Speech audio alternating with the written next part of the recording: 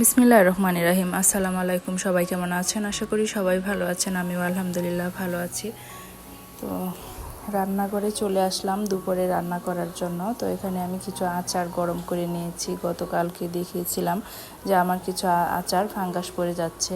তো আচারগুলা ঘুম থেকে উঠে আগে আমি গরম নাস্তা খাওয়ার পরে আচারগুলা গরম করে রেখে দিয়েছি। রেখে তারপর রান্নার কাজ শুরু করে দিয়েছি। তো আজকে হচ্ছে খাসি মাংস রান্না করব। তো এখানে সব কিছু দিয়ে মেখে একদম প্রেসার কুকারে মাংসটা রান্না করে নিব।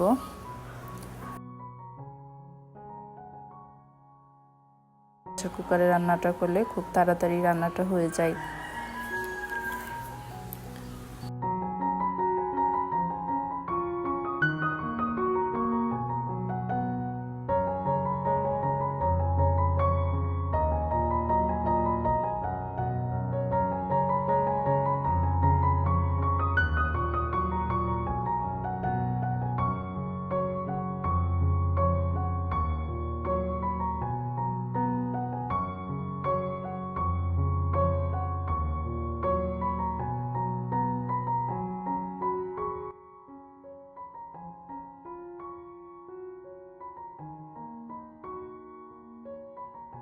রান্না হওয়ার পাশাপাশি রান্না যেহেতু বসিয়ে দিয়েছি, মাংস হতে একটু সময় লাগবে।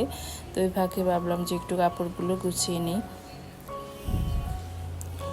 তো আজকে আকাশের আবহাওয়াটা মনে হচ্ছে একটু ভালো, অনেকটাই পরিষ্কার, কাপড়গুলি খুব দ্রুতই শুকিয়ে গিয়েছে। তো এখন তো আসলে বৃষ্টির সিজন, একটু রোদ আসে আবার আকাশ অন্ধকার হয়ে যায়। তো কাপড় লেড়ে একদম কাপড় মেলে দেওয়ার পরেও কোনো শান্তি থাকে না, যে বৃষ্টির জন্য খুব বিরক্ত লাগে। তো যাই হোক, আজকে খুব সহজেই সব কাজ করে নিতে পেরেছি। আজকে সারাদিনই একদম আকাশটা খুব পরিষ্কার ছিল। তো সব দুপুরে রান্নাবান্না শেষ করে এটা হচ্ছে সন্ধ্যার টাইম। তো এই একটু বাচ্চাদের জন্য আমি একটু আম কেটে নিচ্ছি। তো আমার ছোট ছেলেটার জ্বর, প্রচণ্ড জ্বর।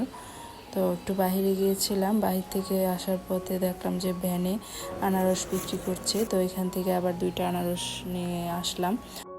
যখন বাচ্চাদের জ্বর থাকে আনারস খেলে আসলে জ্বরটা একটু কমে, শুনি সবার কাছে।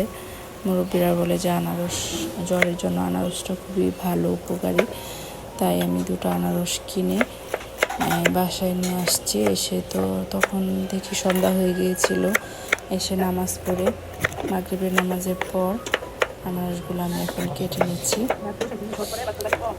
তো কেটে সবাই সন্ধ্যার পর একটু আনারস খাবো।